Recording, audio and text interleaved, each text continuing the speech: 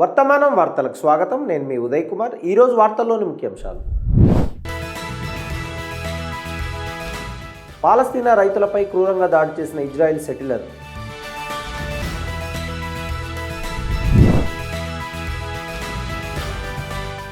ప్రపంచవ్యాప్తంగా ఆగ్రహాన్ని రేకెత్తించిన Ram Gopal Varma Gaza Deepavali post,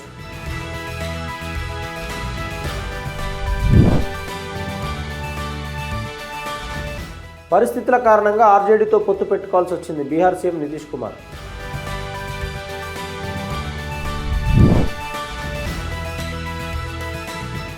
చెన్నైలో భారీ వర్షాలు, జనజీవనం అస్తవ్యస్తం,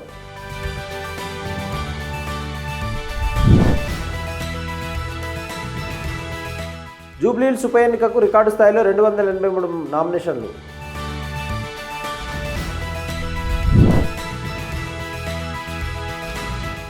Asia cup trophy war, Naqvi మొండితనంపై ఐసీసీ జోక్యం కోరుతున్న బీసీసీఐ,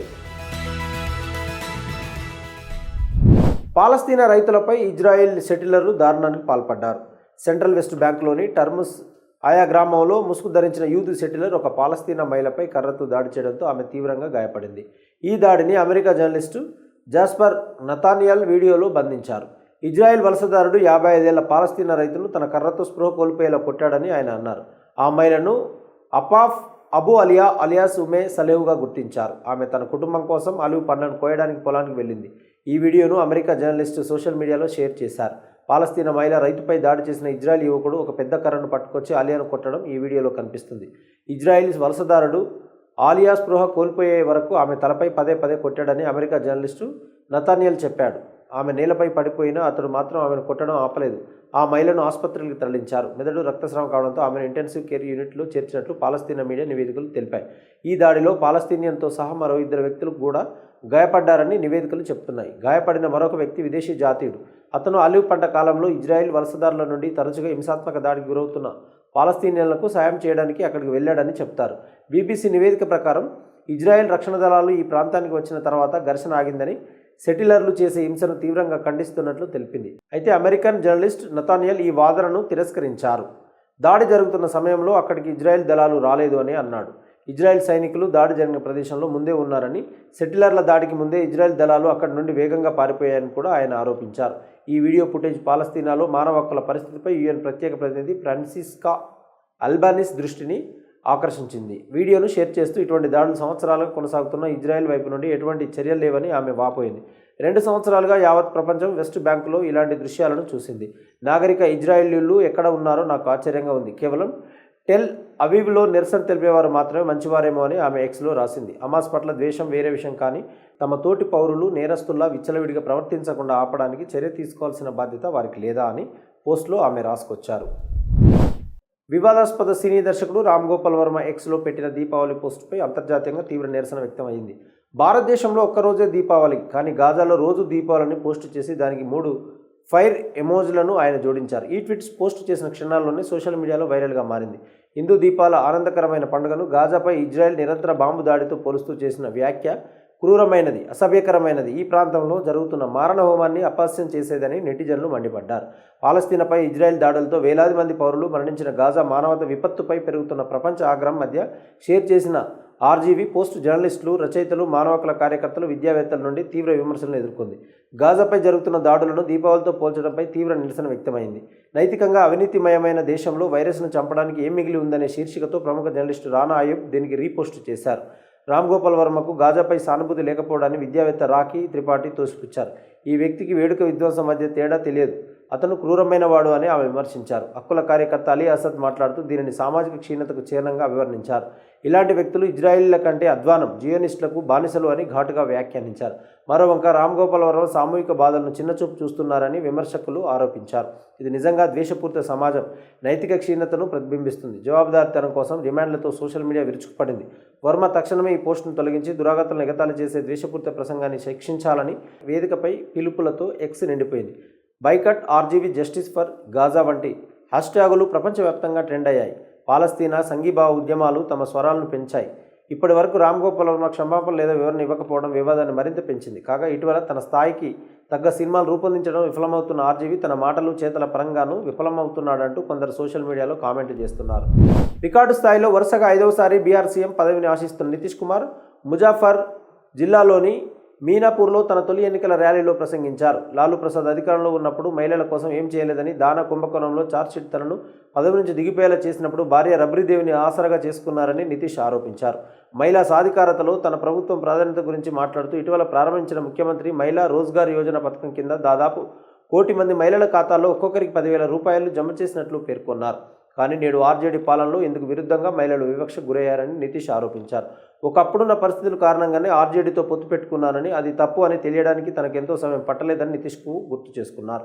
అధికారంలో ఉన్నవారు మహిళల కోసం ఏదైనా చేశారా? 7 ఏళ్లు పదవి అనుభవించాక రాజీనామా చేయాల్సిన పరిస్థితి వచ్చినప్పుడు అప్పటి వరకు రాజకీయాల్లో ఎలాంటి అనుభవం లేని తన భార్యకు ముఖ్యమంత్రి పదవిని కట్టబెట్టారని వ్యాఖ్యానించారు. అది అప్పట్లో పెద్ద వివాదానికి దారితీసిందని గుర్తు చేశారు. బీహార్లో తన అధికారం చేపట్టే వరకు శాంతి భద్రతలు అదుపులో లేవని, కానీ ప్రస్తుతం పరిస్థితులు ఎంతగా మారిపోయాయో అందరూ చూడాల్సి ఉందని ఆయన అన్నారు. తమ ప్రభుత్వం వచ్చిన తర్వాత హిందూ ముస్లింల మధ్య వివాదాలు తగ్గాయని నితీష్ అన్నారు. ఎడతెరిపి లేకుండా కురుస్తున్న భారీ వర్షాలతో చెన్నై తల్లడిల్లుతుంది. వర్షం దాటికి రోడ్లు జలమయమయ్యాయి. ఈశాన్య రుతుపవనాల కారణంగా చెన్నై నగరం జల దిగ్బంధంలో చిక్కుకుంది. ఉప ముఖ్యమంత్రి ఉదయనిధి స్టాలిన్ పరిస్థితిని సమీక్షిస్తున్నారు. కానీ క్షేత్రస్థాయిలో పరిస్థితి మాత్రం దారుణంగా ఉంది. మేడవాక్కం, పల్లికరణైలో గుంతలతో నిండిన రోడ్లు దర్శనమిస్తున్నాయి. వీటిని స్థానికులు డెత్ ట్రాప్స్గా అభివర్ణించారు. ఇవి సంవత్సరాలుగా ఉన్నాయి. మరో వంక రాష్ట్రంలో భారీ వర్షపాతం కురవచ్చని వాతావరణ శాఖ హెచ్చరికలు జారీ చేసింది. కాగా అల్పపీడనం ప్రభావంతో తమిళనాడులో అత్యధిక వర్షపాతం నమోదు అవుతుందని వాతావరణ శాఖ అధికారులు హెచ్చరించారు. తమిళనాడు, పుదుచ్చేరిలో భారీ వర్షాలు ఇప్పటికే కురుస్తున్నాయి. దీంతో చెన్నై జిల్లాలో నేడు అన్ని పాఠశాలలు మూసివేస్తున్నట్లు జిల్లా కలెక్టర్ ప్రకటించారు. భారీ వర్షాల హెచ్చరిక నేపథ్యంలో ఈ నిర్ణయం తీసుకున్నట్లు తెలిపారు. కడలూరు, విల్లుపురం, రాణిపేట జిల్లాల కలెక్టర్లు కూడా తమ జిల్లాలో పాఠశాలలు, కళాశాలకు సెలవులు ప్రకటించారు. తుత్తుకుడిలో మాత్రం పాఠశాలకు మాత్రమే సెలవు ఉంటుందని అధికారులు తెలిపారు. ఇదిలా ఉండగా చెన్నైలోని ప్రసిద్ధ మెరీనా బీచ్ వద్ద సముద్రం అల్లకొల్లంగా మారింది. తీవ్రమైన గాలులతో కూడిన ఎత్తైన అలలు తీరాన్ని తాకుతున్నాయి. ఈ పరిస్థితి మరో 2 రోజుల పాటు కొనసాగవచ్చునని వాతావరణ అధికారులు హెచ్చరించారు.